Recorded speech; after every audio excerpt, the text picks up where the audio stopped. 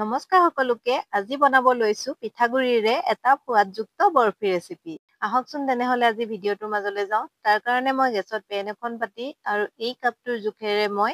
1.5 cup শুকান পিঠাগুৰি লৈছো আপোনালোকে কেঁচা পিঠাগুৰি ল'ব পাৰে মই পিঠাগুৰি খুন্দি এইখিনি শুকুৱাই ৰাখিছিলো তাৰে মই ইয়াত 1.5 কাপ ব্যৱহাৰ কৰিছো আৰু এতিয়া এইখিনি 3 পৰা 4 মিনিট সময় লো ফ্লেমত এনেদৰে লৰাই লৰাই ভাজি থাকিম যাতে পিঠাগুৰিৰ কেঁচা গোন্ধটো যায়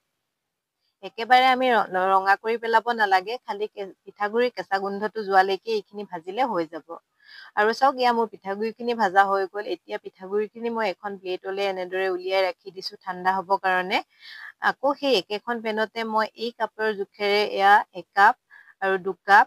এয়া মই 2 কাপ গাখীৰ লৈছো এতিয়া গাখীৰখিনি মই গৰমাই ৰখাই হয় এতিয়া গাখীৰখিনি মই আকৌ এবাৰ উতলাই ল'ম আৰু ফ্লেভাৰৰ কাৰণে ইয়াত মই 2টা ইলাচিৰ গুটিখিনি উলিয়াই পেলাই ইয়াত দি দিছো আৰু এতিয়া গাখীৰখিনি উতলিব দিম আৰু ইয়া চাওক গাখীৰখিনি অকনমান উতলি আহিছে এতিয়া ইয়াত মই দি দিম 1 কাপ শুকান নাৰিকলৰ গুৰি নাৰিকল আপোনালোকে ফ্ৰেছ নাৰিকল ৰুকি ভাজি পেলাই ইয়াত ব্যৱহাৰ কৰিব পাৰিব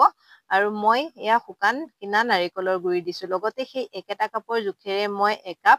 চেনি দিছো আপোনালোকে মিঠাটো সোৱাদ অনুসৰি কম আৰু বেছি কৰিব পাৰে আৰু এতিয়া চেনিখিনি গলি যোৱালৈকে এইখিনি আমি লৰাই থাকিম আৰু চেনিখিনি যেতিয়া গলি গৈছে ইয়াত মই দি দিছো এয়া 2 চামুচ জোখৰ ঘিখিনি দিয়াৰ পিছত মই এই গাখীৰখিনিৰ লগত ভালদৰে মিক্স কৰি দিছো আৰু কিছু সময় এইখিনি উতলাই থাকিম যাতে অকনমান ডাঠ হৈ যায় যেতিয়া এইখিনি অকনমান ডাঠ হৈ আহিছে এতিয়া ইয়াত মই দি দিছো ভাজি ৰখা পিঠাগুৰিখিনি দিয়াৰ পিছত এতিয়া গাখীৰখিনিৰ লগত এনেদৰে ভালদৰে মিক্স কৰি লৈছো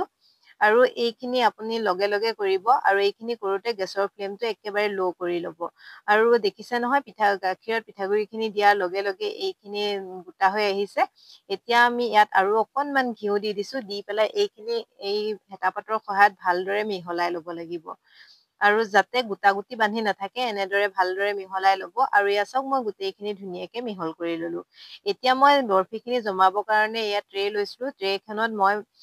আগতীয়াকেই ঘিউ অকমান সানি ৰাখিছিলো যাতে বৰফিটো সোনকালে জমাব পৰা যায় সেয়েহে আপোনালোকে যেতিয়া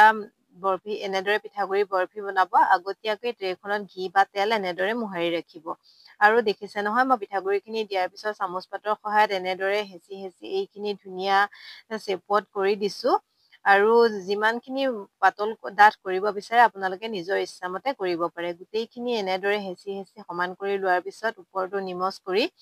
ইয়াত কাটি ৰখা ড্ৰাই ফ্ৰুটছ দি দিছো ড্ৰাই ফ্ৰুটছত দিছো মই কেইটামান পিস্তা আৰু এলমণ্ড এনেদৰে মিহিকে কাটি দি দিছো যাতে দেখিবলৈ ভাল হয় আপোনালোকে নিদিলেও কোনো কথা নাই আৰু যদিও দিব বিচাৰে আপোনালোকে ইয়াত নাৰিকলৰ গুৰিও দিব পাৰে